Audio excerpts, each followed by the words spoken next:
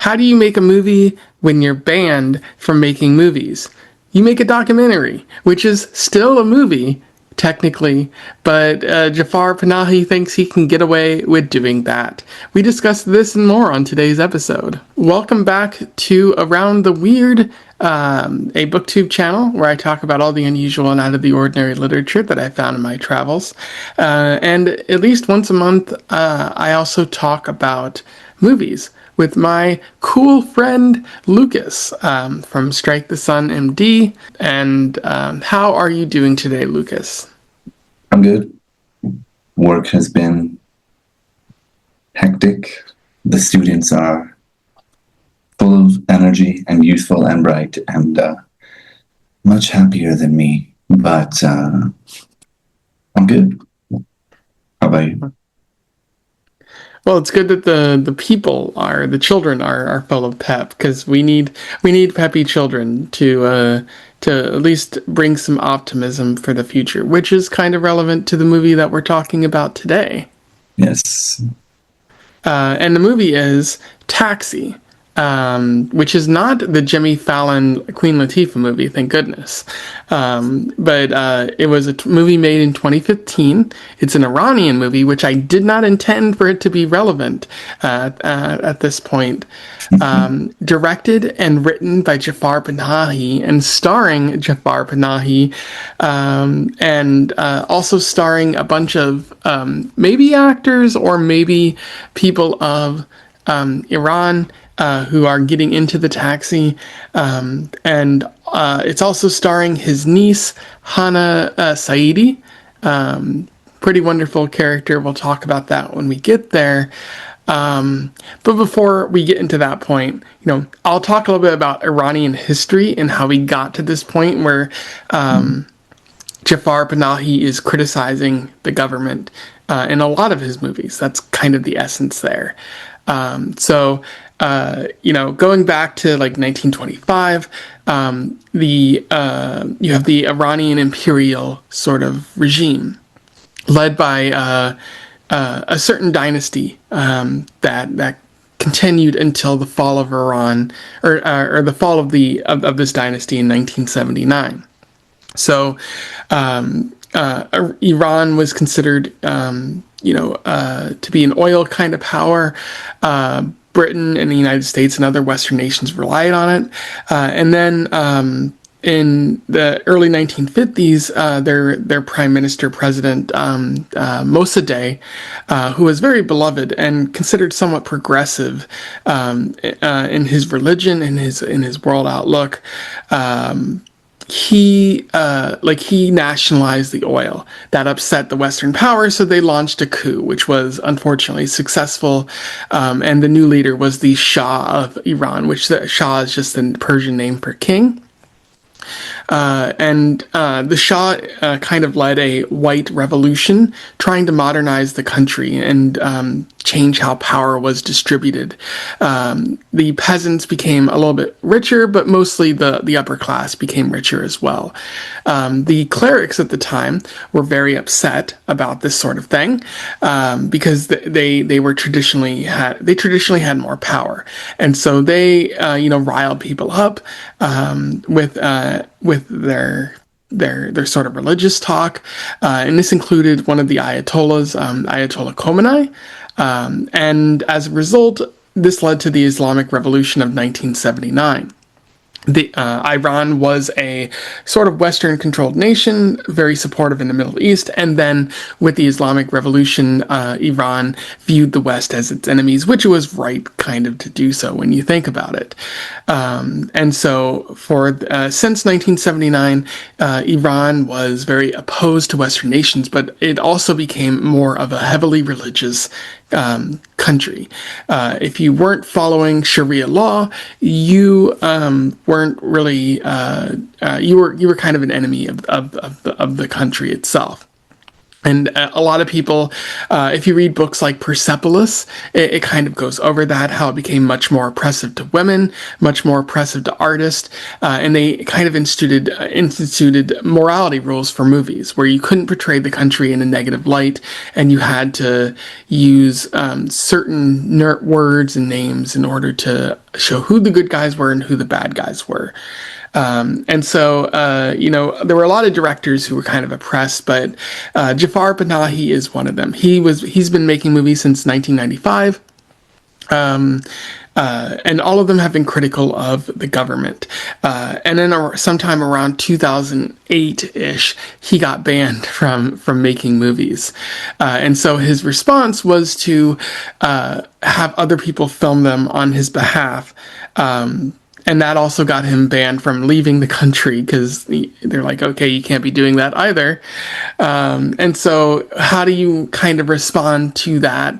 You still make a movie, but you do it in your taxi, since you're now driving, since you're a cabbie now. And you kind of like essentially make a vlog movie. Although, again, if you watch this movie, it's very clear there's multiple camera setups, and I'm not sure that Panahi was not just making a movie.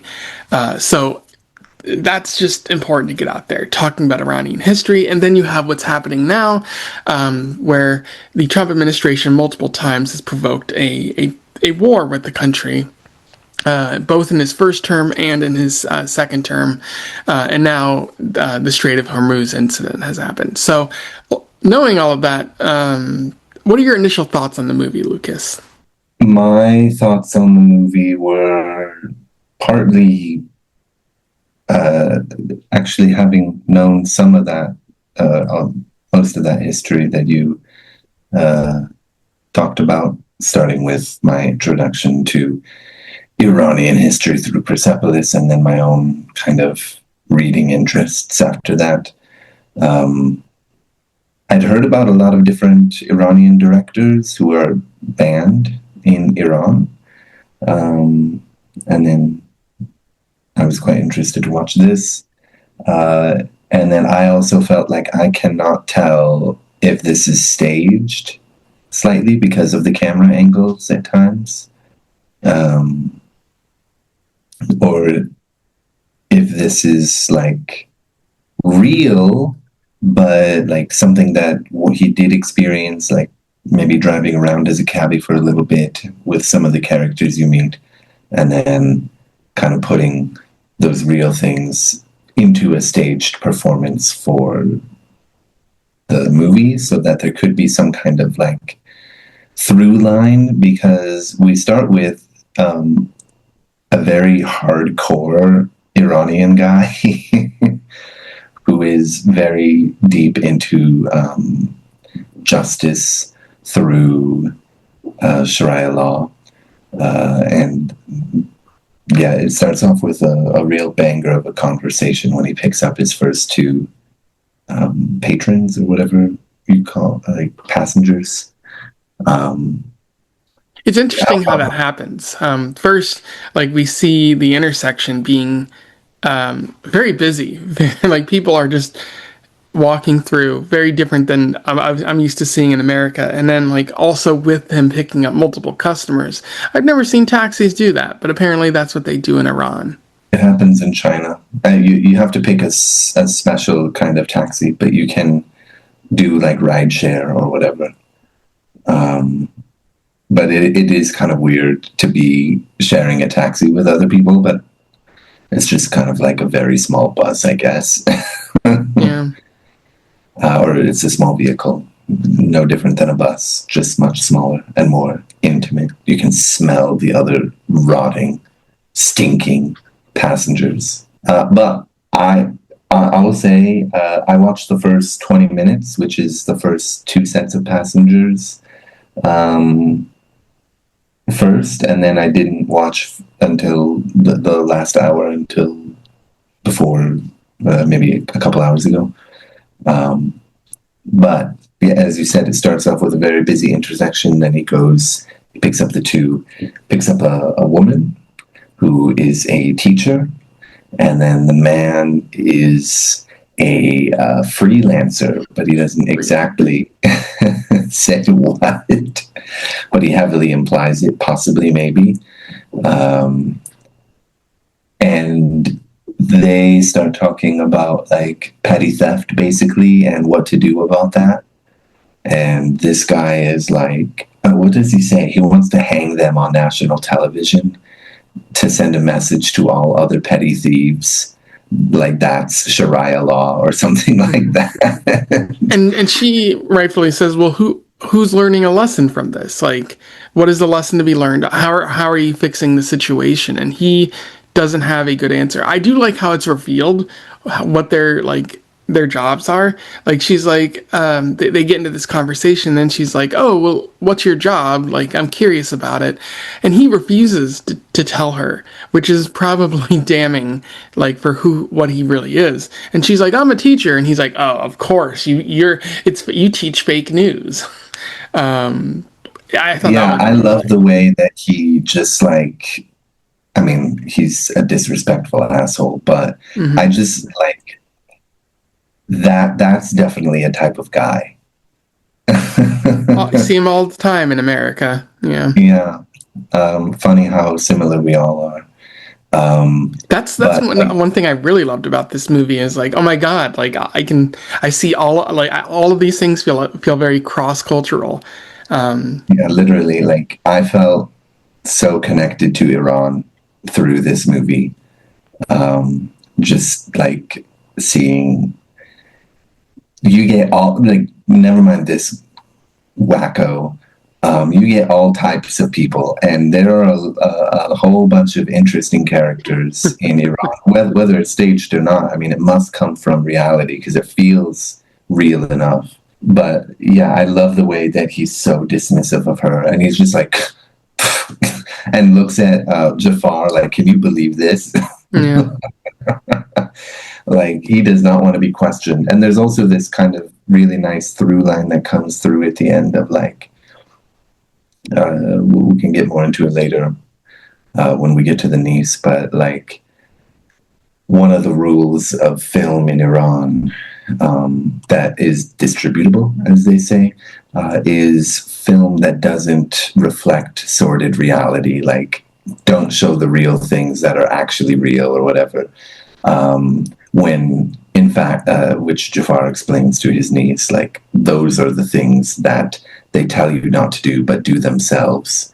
Um, and possibly, as you said, if it is quite revealing of this man's real job, he's condemning others and wanting harsh punishment, but he does hint that possibly he is one of those people.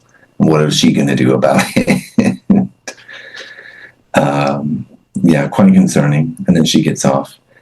Uh, and then he picks up, I forgot his name, but he's my second favorite character. He's just a lovable little guy. The Yeah, he movie, talks about movies, and he instantly recognizes Jafar.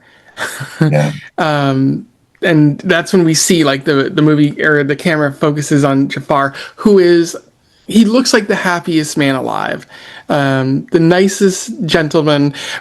Very difficult for him to tell people to go away to yeah. stop annoying him. He's Uh, a very nice man in this movie too. he seems like one in real life, but also if you examine anything about what he's done, you know that he's also perfectly willing to tell the Iranian government to fuck off. That's like his entire career work. There's so many different movies that we could have talked about that would have portrayed different aspects of what he's been trying to say, but I chose this one. I might try to get us to watch more in the future, but so like he's like a centerpiece of this movie, kind of like playing a fictional version of himself, but also a real version of himself. It's again, the lines are blended, but yeah, tell us a little bit about this fan.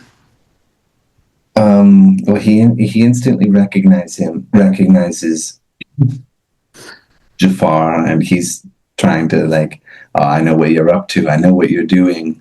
Asking quite a few questions about him.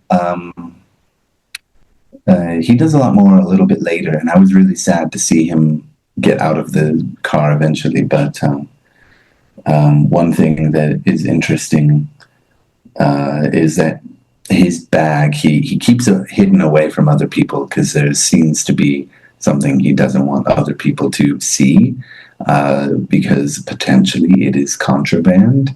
We find out that he has tons of DVDs from all kinds of international films, Hollywood blockbusters, Akira Kurosawa films,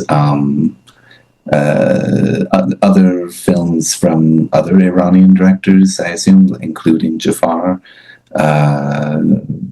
Oh no, that's another guy that comes later. But he's got films that probably legally he should not be in No. possession of.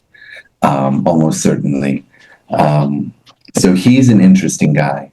He has some kind of rapport because he recognizes him, Jafar, and I guess they met before, if I remember right. But They might Jafar have, did, yeah. yeah, but Jafar didn't really recognize him. But then, as they're going around, they find a woman who's screaming her head off with a man who's bleeding from his skull. And we learn that he was in a motorcycle accident, which is, fair warning to definitely wear a helmet and also don't ride a motorcycle. Yeah. Even though it's cool and based and morally correct. She's screaming and he seems to be dying. And so they record his last will and testament on Jafar's phone and drop the woman off at the hospital. They give her his number, Jafar's number to call later, so he can give her the last will and testament, a copy of it, and this kind of thing. This was the point where I realized this documentary is probably staged to some degree because the way that the woman is just like bobbing the dying man's head left and right is, I guess if you're panicked and you don't know better. Yeah. I was like, this, like, if this is fake, it's like weird to do this, but also if it's real, like, it feels exploitative, of a dying man. Yeah, kind of. It does feel exploitative, and I feel like if I tried to think about it, like if he did die, maybe, well, he doesn't die on screen. He seems to recover, but maybe that's just like closing a loop or whatever, something of closing a thread. Panahi says, like someone's like, I think the other guy's like, oh, he died, and Panahi's like, oh, he didn't die, he was just afraid. He Yeah, was yeah, just anxious. It's like Panahi is very like casual about that sort of thing, even though there was a man in his backseat bleeding. yeah. I think, yeah, I don't know.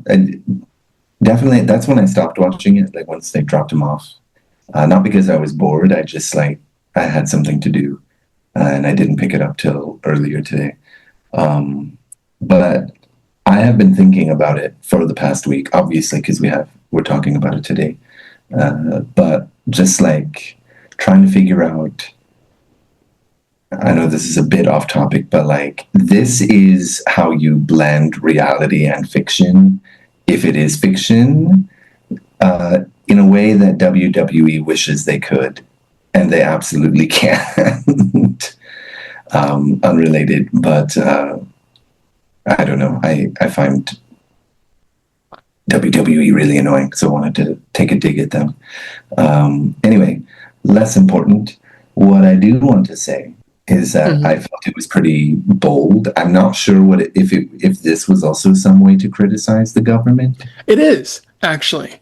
So what she's worried about, or what the man was worried about, is his wife not getting the inheriting anything. Like if, Oh yeah, that's right. because he was like, oh, like if I don't say anything, all she'll get is a couple turkeys, and he's like, I don't want my brothers to claim any of this inheritance once I die. It should go to my wife, and he needs to do that because again, like the system in place is oppressive towards women, and women Mm. aren't don't have full rights. So you see that a couple times through the movie. So they like those he has to make that will, and that woman is very adamant about getting the video. Like even though the man turns out to be okay, like she's like, Jafar, I need you to send me that video in the future, because if he dies at any point, you know, and there's no will in place, what am I going to get? How am I going to That's be right. taken care of? That's a very like he's not saying it out loud, but he like that's glaring of like a huge criticism of the government. That makes sense. I think maybe I just didn't catch it because I was thinking like, oh well, yeah, like in America, if you don't have a will written out, good luck with getting the inheritance. Um, but that makes sense, I guess. I was also just thinking like video counts. I guess the Yeah, laws are different, so I guess it could.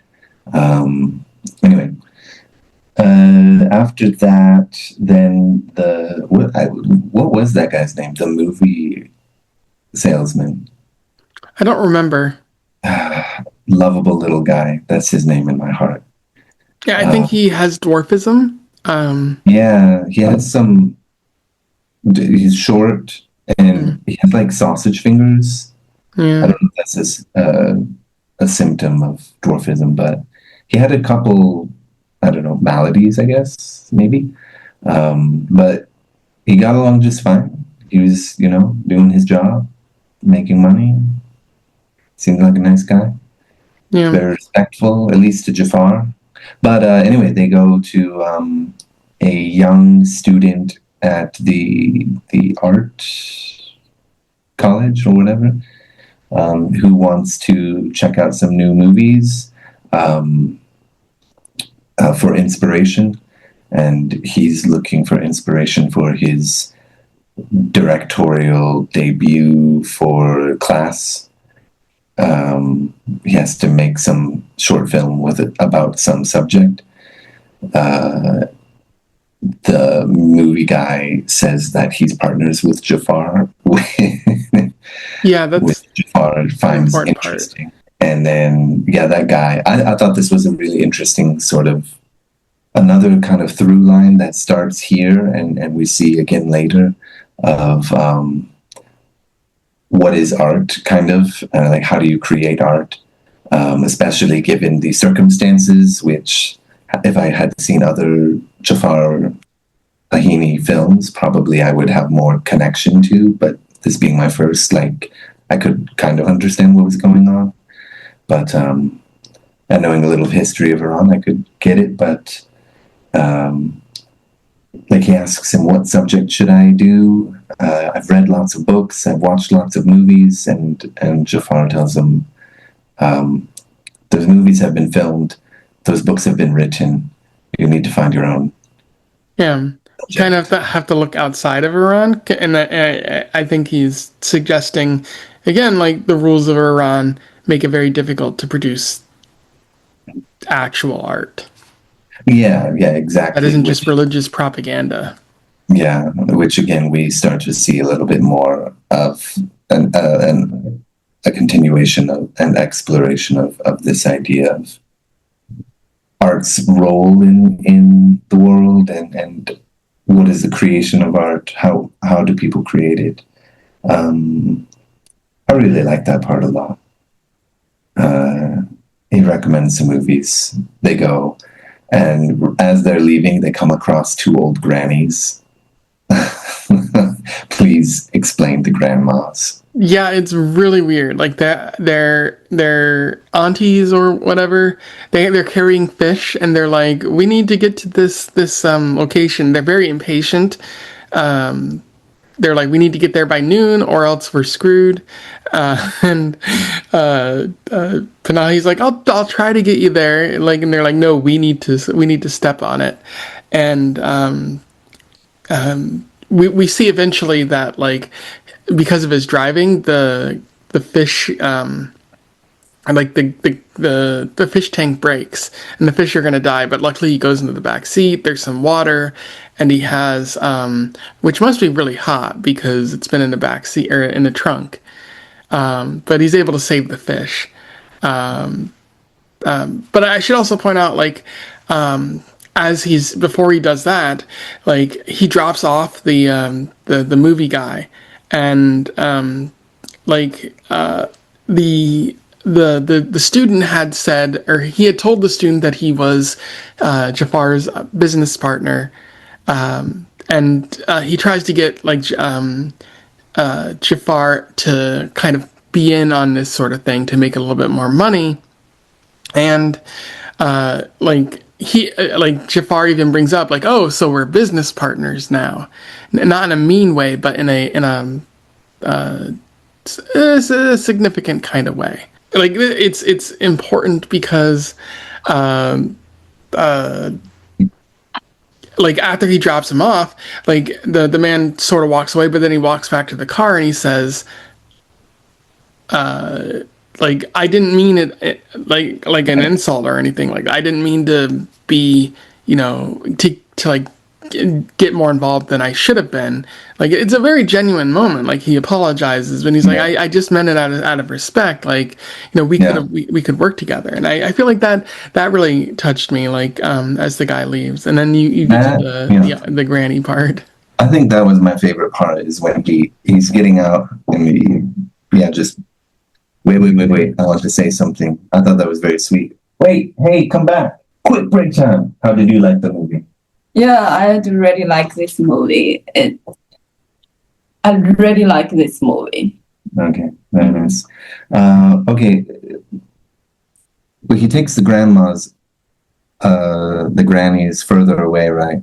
But then I think he gets a call or he makes a call and then decides, I need to drop you off. I'm going to get, Jafar hails a taxi for them. And they're like, no. We're not going to make it by 12 because it's very important for them to get to make it by 12 because I don't understand their logic. Maybe there's something in Iranian culture or maybe Muslim culture or Islam culture, whatever.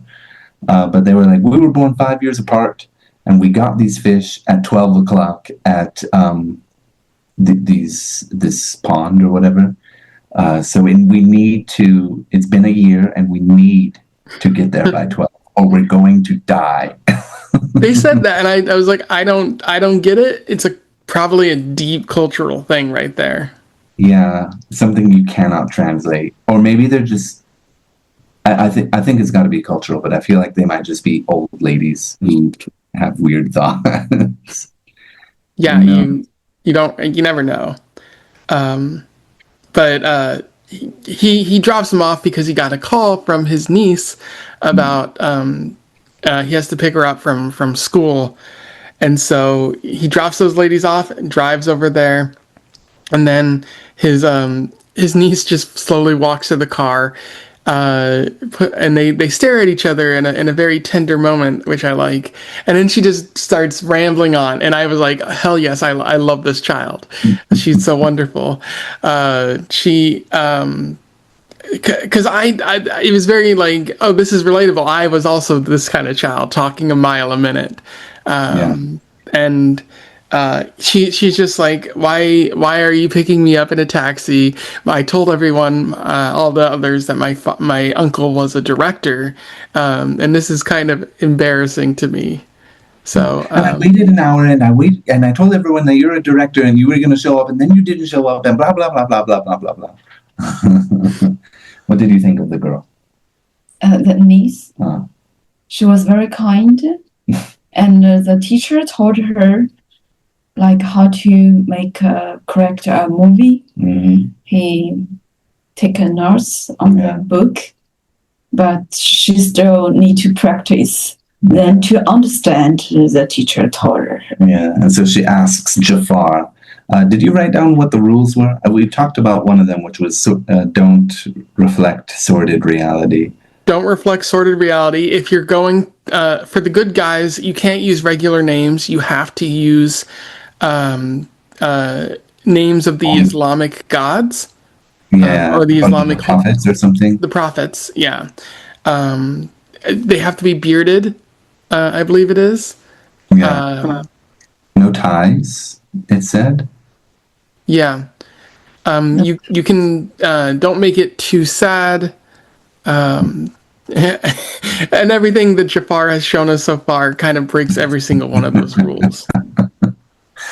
Yeah, I loved their relationship, or kind like they were very snarky with each other in very sweet and charming ways the whole time, just like sort of lovingly bickering with each other without any like malice toward each other or whatever. Just kind of is the next thing when they see that boy who's got the bag with him. Oh no no no! It's Now, they go to the juice shop, right?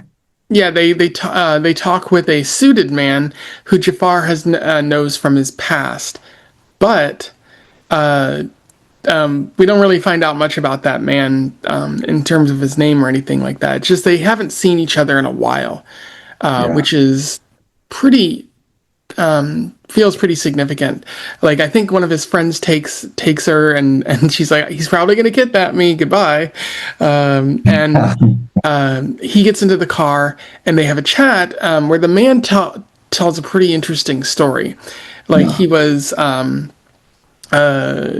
he was like attacked by two people, hurt pretty badly, and then like the attacker's mask came off a little bit, and he recognized them. He knew these people, and he had a choice: should I turn these people in, and they will definitely be killed by the government because he saw hangings that took place recently, or do I let them go, knowing that they probably need the money they stole from me?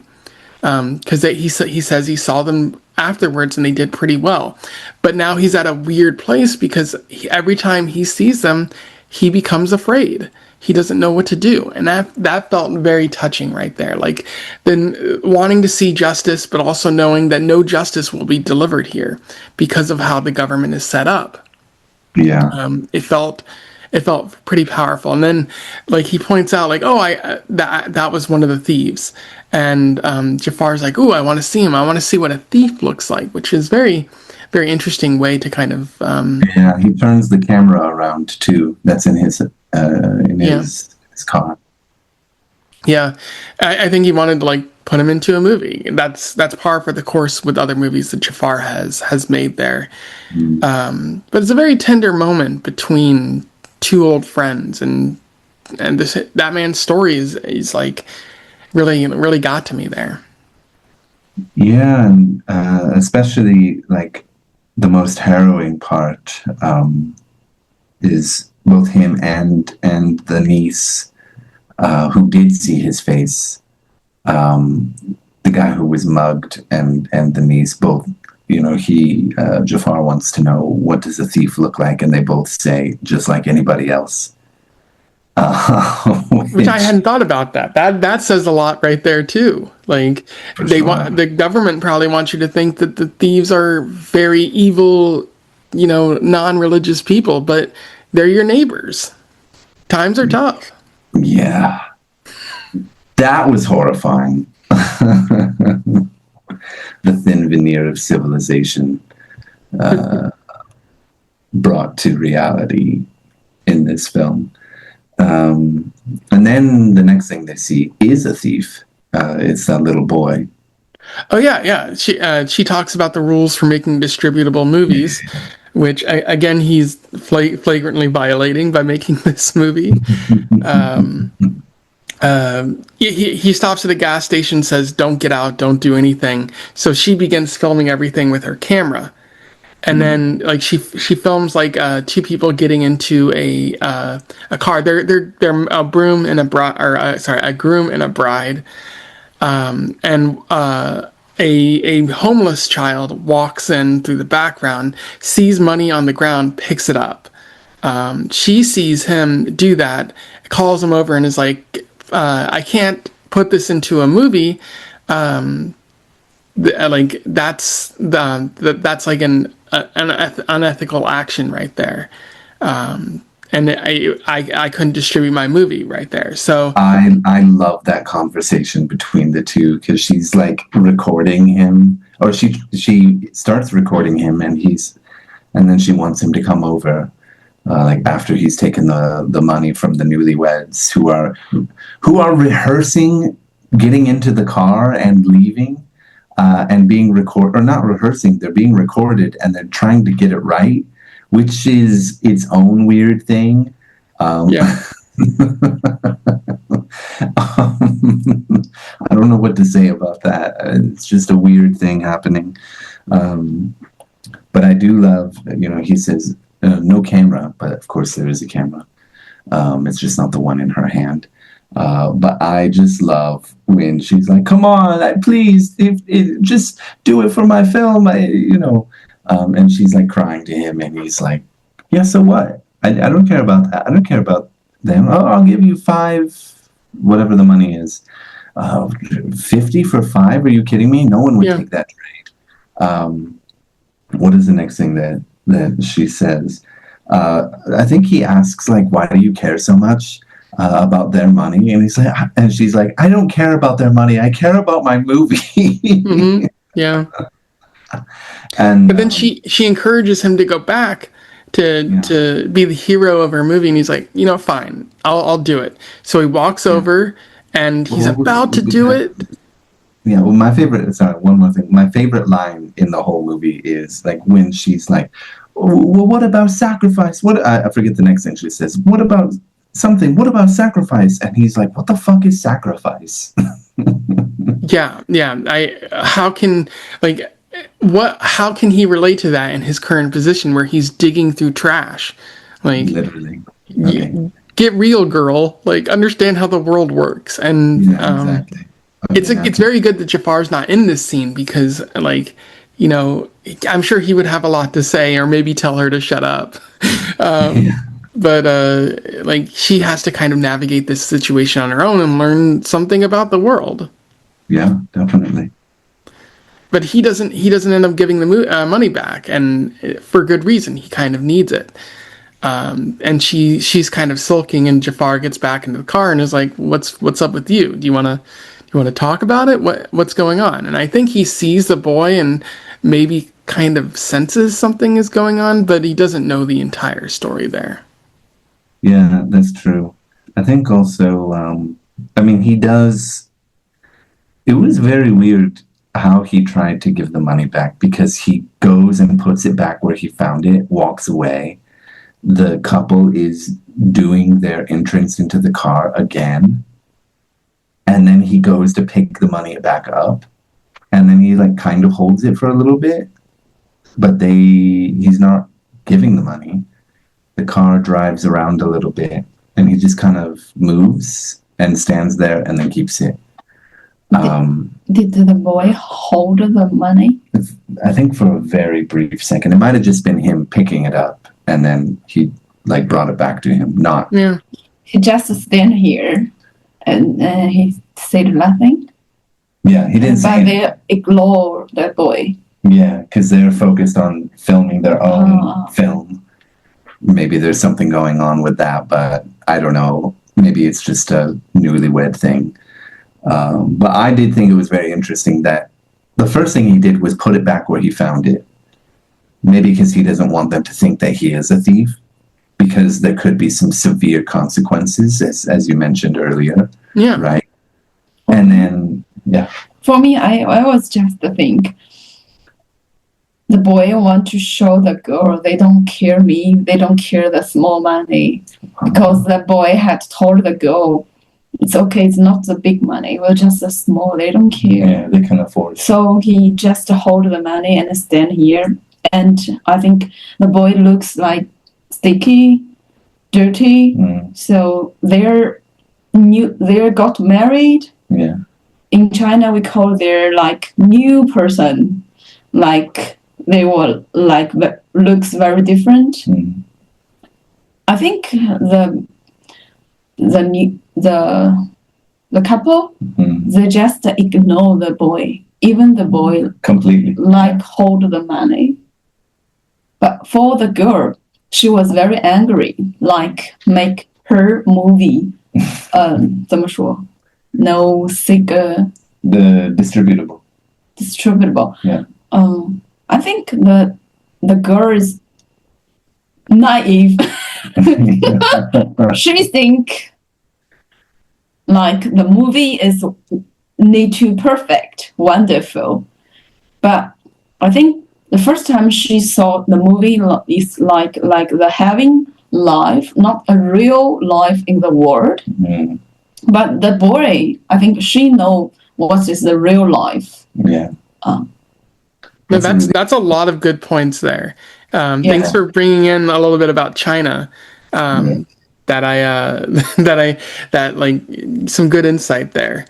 But yeah, like the boy is real life, and the girl has been told don't portray real life, and she wants to kind of fictionalize it. But the two things are not compatible. Like they don't work together, and that's where her conflict arises.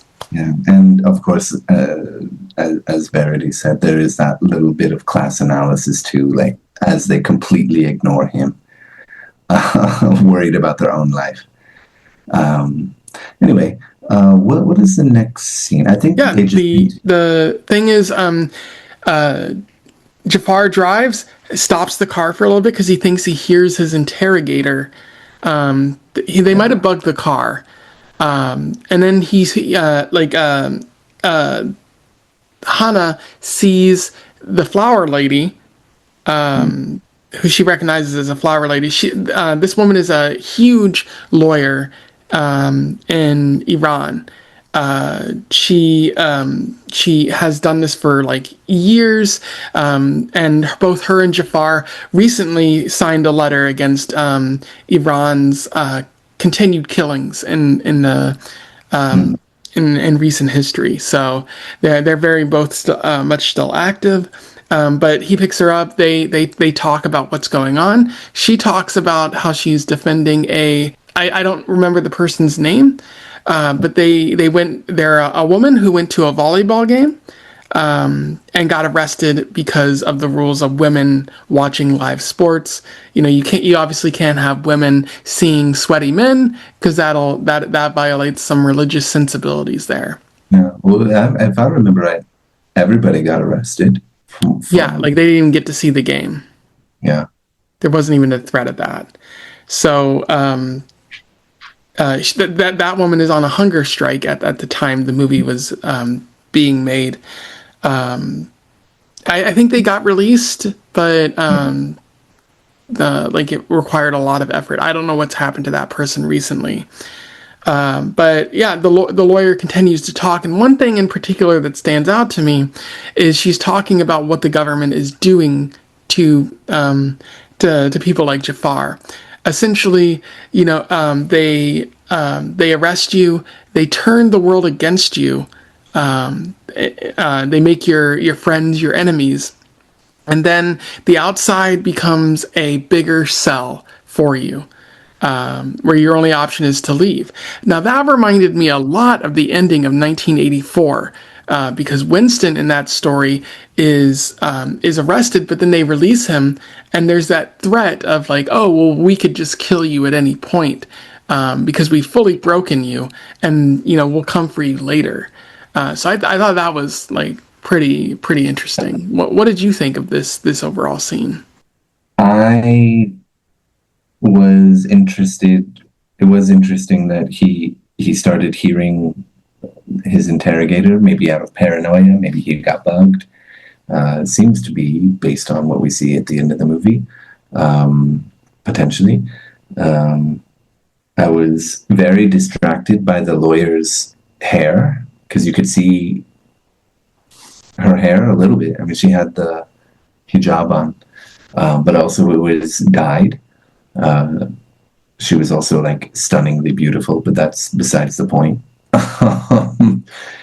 She's a well-accomplished lawyer, but she was also like a young woman during the time of the Islamic Revolution. So she knows about what Iran was like before it became this religious monarchy. Sure. Yeah, and What else? I found this conversation sort of, I guess it's like sort of the meat of everything, right? This way of showing just through dialogue the real social pressures, at least. Um, that's putting it lightly, but the real social pressures and anxieties that come from really pushing back against the government and pushing the government's buttons and doing things that you're not supposed to do. I did love the little bit about like whether or not she can continue practicing law. And then she's like, "Well, the directing committee didn't take away your license or whatever she said, but you still can't make movies." Yeah, So it feels very relevant to what's happening in America, where the Iranian regime put pressure on the Iranian Law Bar Association, whatever you want to call that, and was just like, yeah, we're going to take away your license. It's not official because they probably can't enact that sort of thing, but it's hanging there. If they want to like take that away from her, they might do that in the future, which feels really unfair for someone who is trying to protect the human and civil rights of her fellow people. yeah, I think this part definitely sold. I mean, among many parts, early on, like some strange things are happening, but it feels really interesting and it's really good. Like that guy at the very beginning who's just dismissive, possibly psychotic. The even the woman with the dying husband, the movie seller, these and the old grannies, like they're pretty interesting characters. But once you get to the niece and you see her trying to construct reality, and then you see two adults who are very much at the top of their game for their professions, like talking about the consequences of their own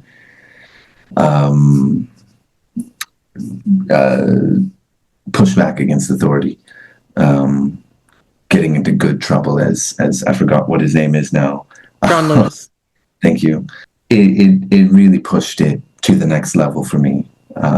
This conversation, and then he lets her off. So I really loved it. I just felt like this is the kind of movie that you would show. You could show to anybody, and they would feel, even though they're not in an Islamic country, they would feel seen. Like I understand that feeling if you, especially if you ever had issues with your government and the laws that affect everybody, and some social injustices you see from enacted because of the laws of your government. It's a fantastic film, but that's not the end. There is the Yeah, last. the lawyer lady. She has a name, and I hate that I don't remember it. She gives us a rose, so I thought that was nice. And Much then appreciated. Hannah finds a purse that they have to give to the two old ladies because they left it behind. They take it to the pier area where they were taking the fish, and then the Hannah and Jafar disappear down some stairs, and then you think the movie's going to end, but then two people on motorcycles show up and run towards the taxi, which I think is a little bit funny given everything else that happens in the movie. Like it's just Jafar has already had his life taken away from him, and now people are robbing his taxi. But it's like we don't really know what's happening here. It could be robbers, but he also said he heard the voice of an interrogator, so he could be spied on by the government. So Yeah, because they do make a point to take the camera, which would have been noticeable. It could just be a thief, right? Oh, so we did see a thief again, not just the boy. But you don't know. It's left open-ended. It's ambiguous. Is it the government trying to stop this being done? If it was, how did he get the film back? I suppose there are ways. Was it staged? Is it not staged? Is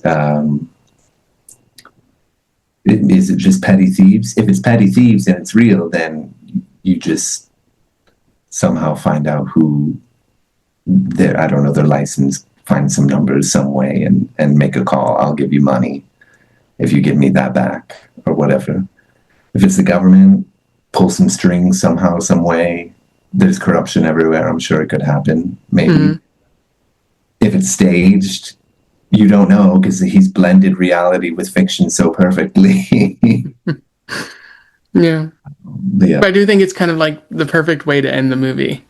It really was. Like, I was wondering where this was going. Like, I thought because they went to find the old ladies to give the purse back, like, oh, that's sweet. Just a little bit more time with the uncle and the niece. And they get to go to this beautiful little place. And then the camera just keeps rolling to this ending. What did you think of the ending? The ending, the director and the niece want to turn back the Tianbao wallet to this woman, but the thieves want to steal the money from the car. I think the director and the girl still think like the film should be like in the heaven, like this is a good movie. They don't want they don't want a real life in the movie. That not means they don't know what is real life. They would just they choose to be nice and kind in the world. You know, there are lots of evil in the world, but they think they are hero. They can make the world nice, but the thieves stole their money. Tell us this is the real world, but still has these two person they trust. We can make the world better. Nice. Yeah. Anyways, that's the end of the movie. Pretty good. Loved it. And I really want to watch more of Jafar's movies. I want to watch more Iranian film. I have some coworkers that love Iranian films. I can ask them for some recommendations if you would like. Yeah, no, absolutely. Please do that. But as you always ask, and I think we'll have Verity answer this too, which character did you relate to the most? Which character did you feel was in your heart the most? That you feel like you are like? The character in the movie I like. 不是你最喜欢什么角色？ Like, which one do you feel the most is like you? 什么角色有你的性格？ Oh, or 好像你的性格？ oh, the girl. 因为 why? I'm the girl. Because I still simple, naive. Yeah, I agree with that. I do feel a little connection to Hana for that reason, but also the guy who was selling movies out of the back seat, he seemed kind of relatable for his earnestness, but also not realizing that he was maybe insulting Jafar in the process. Definitely. I think for me, it's also Hana the girl that I relate to the most. Not that I feel so naive, not to say that I'm not, but just definitely at work I have a reputation for like having a motor mouth. When I'm talking about something, I will just like continue to talk about that thing. And then I will give so many unnecessary details and then make cross connections to other things and then go on a tangent and then continue back to where I was. She doesn't quite do that kind of thing, but she does just keep going on. And I know I do that at work. So, yeah. Fantastic film. But it is the last one of the year for around the weird in around the what do we call it? Around the Around the sun, weird in cinema. What? around the strike the sun weird, strike the weird. There we go. Weird the Sun MD. Oh no. Which means it's time also to rank all of our films for the past 12 years. How did we do it the last two times? We said what our number 12, Yeah. 12, 11, 11, right? Yeah, so you said 12, and then I would say 12 and 11, and then you would say 11 and Uh, 10. Yeah, uh, so got it. I'll go first with my 12. So my number 12 is Sallow, which it was an okay movie. It was just very harrowing, and ultimately, I'm not sure how much of it is going to really stick with me. Yeah, kind of dead last for me. Okay, well, I have a list here, and apparently I forgot to put Sallow on it, so give me one moment. But my number 12 is Lost in Paradise, the Vietnamese film, the gay Vietnamese film. Because first of all, it should have focused on one story, very obviously, which was the gay characters. Uh, and then it didn't. And I just felt like the simpleton guy felt like borderline offensive. Yeah, I mean, I guess there are people who have some mental afflictions and this kind of thing who maybe do act this way, but his like obsession with his duck didn't work for me, and his muteness as well. It was strange decisions. The only thing I really liked about it was the music. I thought, even though you didn't really care for the music playing again and again, mm, I am okay with hearing the same song. And, you know, as I said when we watched the movie, oh my God, what is that David Lynch TV show? Twin Peaks plays the same song again and again, and it hits like crack every time. So for me, the song hit like crack every time as well. Okay, my number 11, though, is, of course, Salad. Painful to watch. That's all there is to say about the movie. yeah, agreed. So my 11 is Tuki Buki, which I enjoyed. It just there were the other movies on the list were superior, and then number 10 was Lost in Paradise.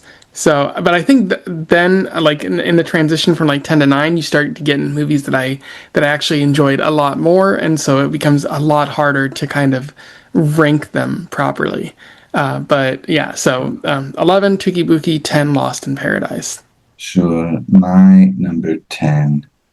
For me, 10 is when the bottom three are movies that I didn't enjoy. Although I would say Solo, on an intellectual level, I did enjoy more than quite a few of the other films, but I did not enjoy the experience of watching it.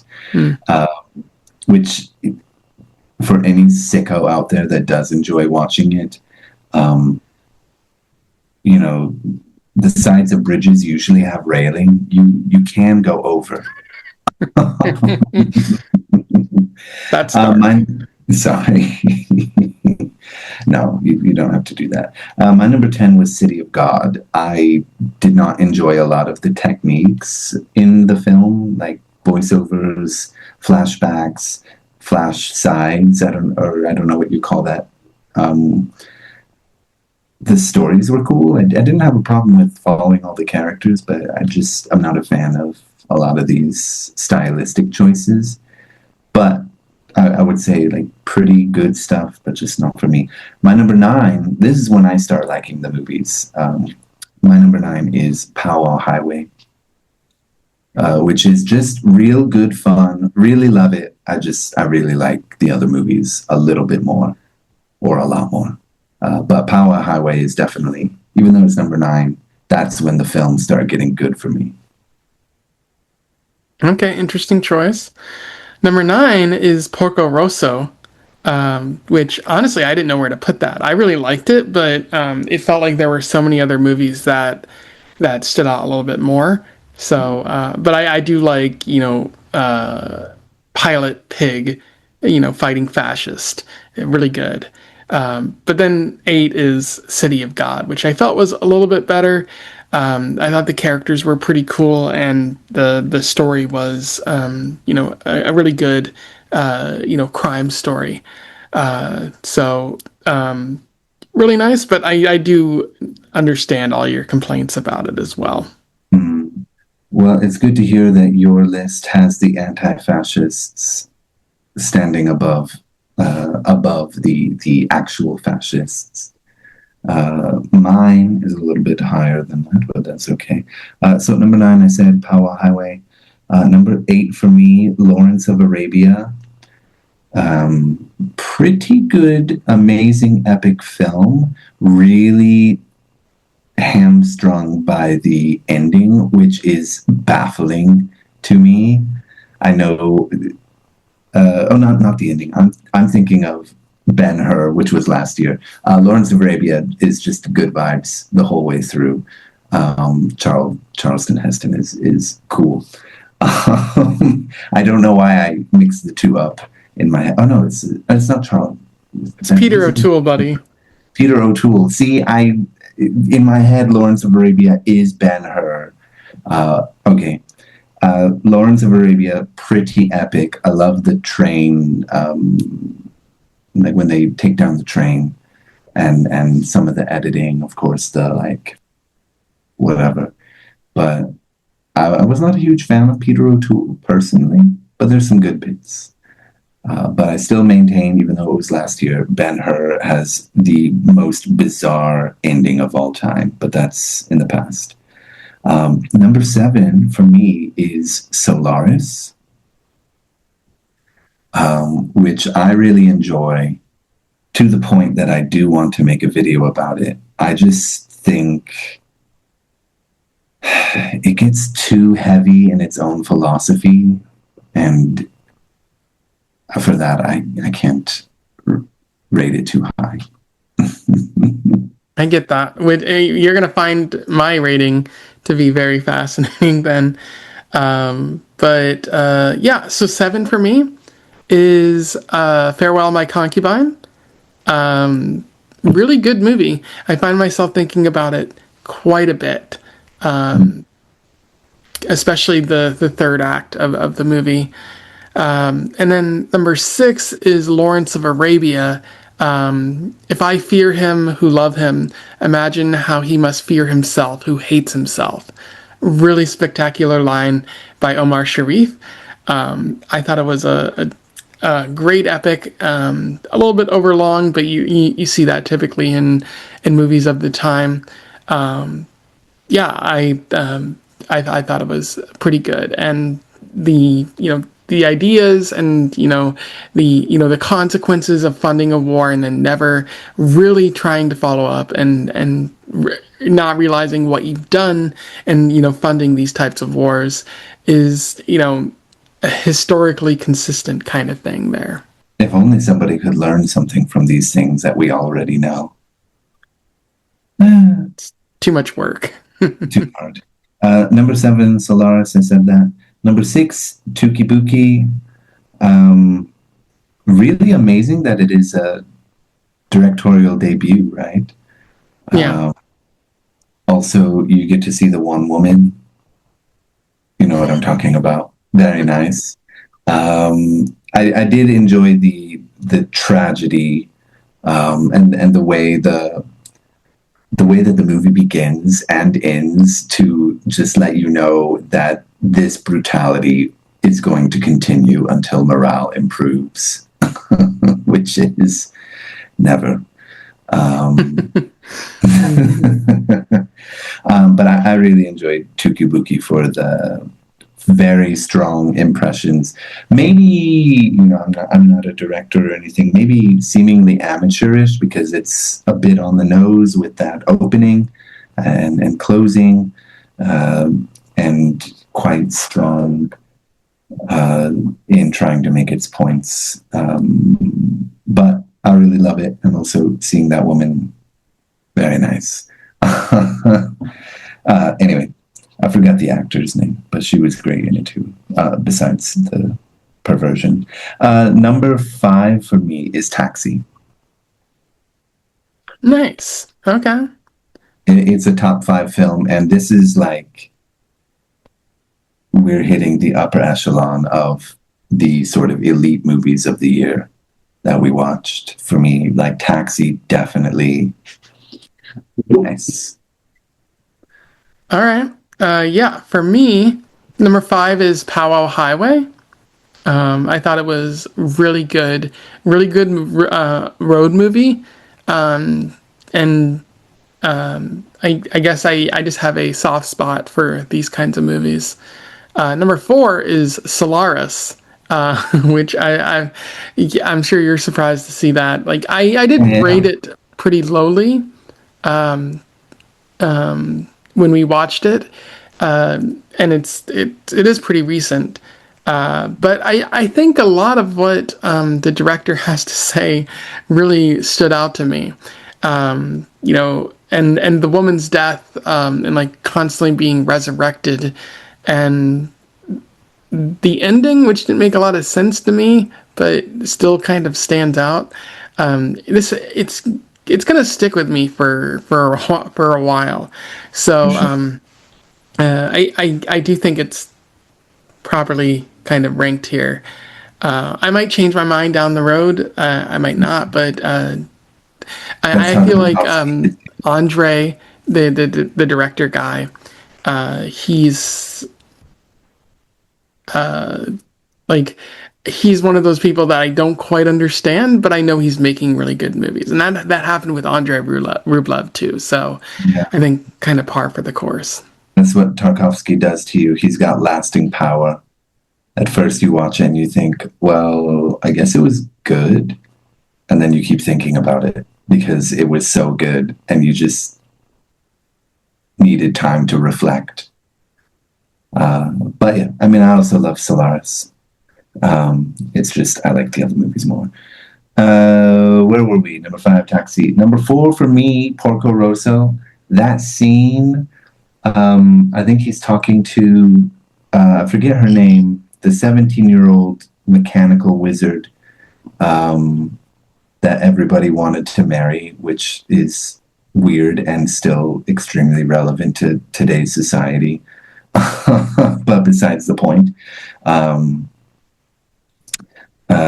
when Porco Rosso is talking to her, and you sort of he's talking about his memories of the First World War, and you see like all his buddies flying in the stream of stars or whatever, like that is cinema. That was that made it worth it to watch.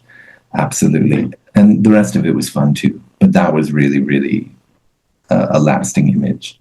Number 3 for me is Farewell My Concubine, Where It Belongs, Sebastian, for Mr. Nothing.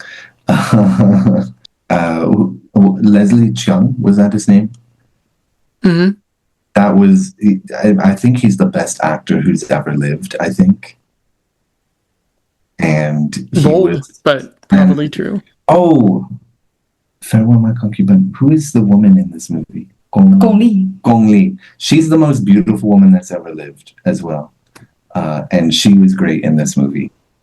You said that to about 2 different people today. So yeah, Maggie Cheung is also the most beautiful woman that ever lived.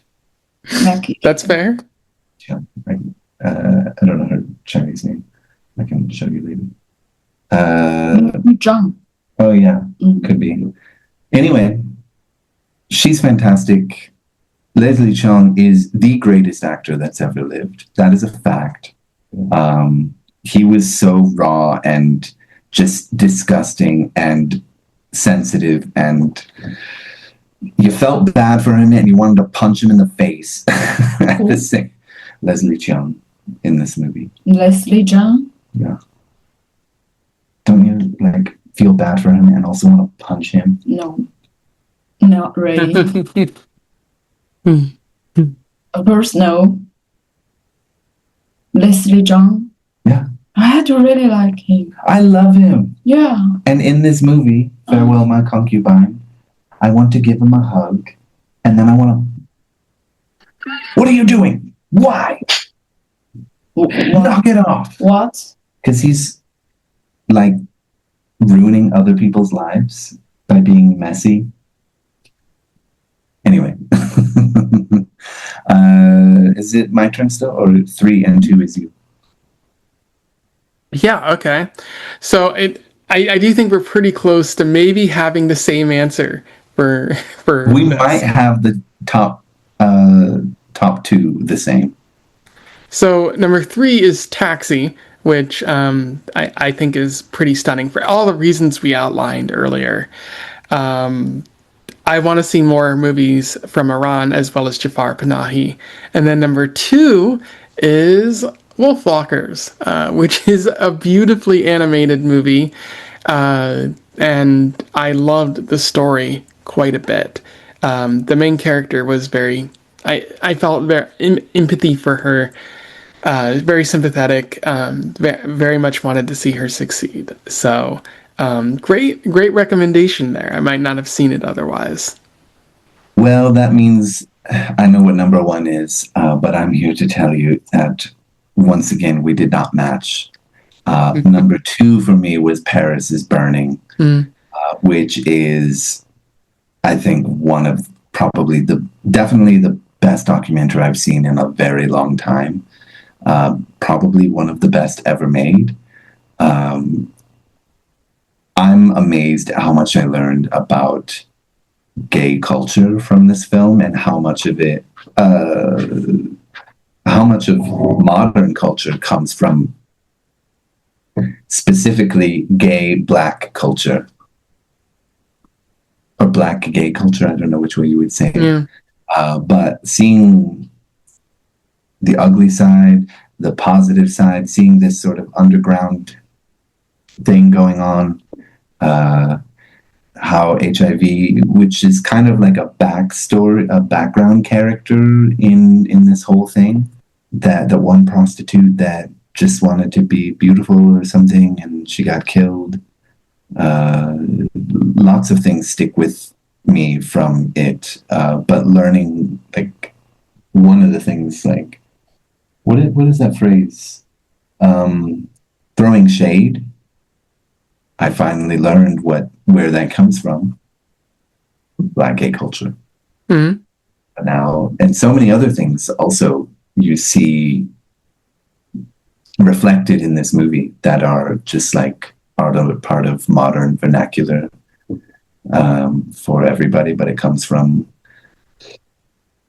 black culture, black gay culture, I suppose. Phenomenal film, life-changing film, I would say. And what is your number 1? The story of my life. Wolfwalkers, of course. I can see it. I can see it. I just love the tension between father and daughter, and nature and civilization, I suppose, if you can call the British that. No, but also this tension of colonization and deforestation from the British to their new Irish lands that they have colonized. I think a lot of those things were really interesting. But for me, this is very much like 1A, 1B. I really loved both films. They're pretty much tied, and it was hard for me to choose which one I like most. Okay, yeah. I kind of feel the same way, but my number 1 was Paris is Burning for all the reasons you kind of outlined. Ball culture, it was very influential even to the modern day. A lot of, our current moment, our current slang is stolen from black culture, as well as gay culture.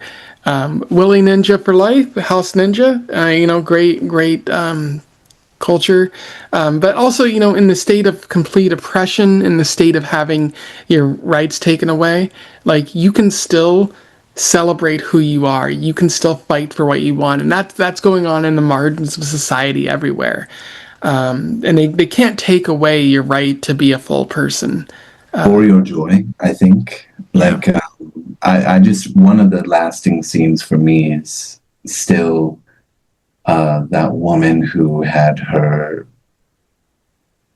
twig and berries, we'll say, cut off, and she was celebrating on the beach. And I don't think she said "I'm free," but she gave that impression from her words. I forget what she said, but she expressed her happiness from finally getting the surgery to, physically be who she wanted to be, and that was just, among many other parts, very beautiful and sweet to see. And I think, yeah, that's the main focus of many of the movies that we've watched, and the kind of mantra of what you have to do to survive today is they may try to take away things from you and make life more miserable, but it is very important to not let them take away your enjoyment of art or your enjoyment of being alive, because then that means that they've won. And keep fighting. One day the fever will break, and you gotta have hope, and that's really important. So yes, we talked about those 12 movies. We enter year 4 at this point, I think it is. Wow, Yes. didn't expect this to go this long. But Yeah, tell same. me, go on. I'm glad it's been going on as long as it has. I thought we would just do it for a few months and then, forget about it. This is a great way to see new movies I never would have thought of seeing before. So thank you. But what movie do we need to watch for April, which I believe is the month you were born? It is. And, I've always been the one to recommend Japanese films. And we're going to start off with yet another Japanese film, just like we did last year. But this time it's not an animation. Speaking of people trying to take away your life, we are going to watch Nagisa Oshima's 1968 film, Death by Hanging, where, if you haven't heard of it, a Korean man is sentenced to death by hanging, but he survives. And now the authorities don't know what to do. Wow, that's what a premise. I'm probably gonna like it, but we'll see. We'll see. So yeah, thanks for talking with me about this, and thanks everyone out there for watching this. If you watched it, if you have any thoughts on Taxi or the movies we talked about, or even this upcoming movie, let us know in the comments below. We would love to hear from you. Otherwise, like, share, and subscribe, especially to Lucas's channel, which there is a link. I'll put a link there. But until then, I wish you the best of luck in your weird and taxi driving travels. Farewell. Farewell.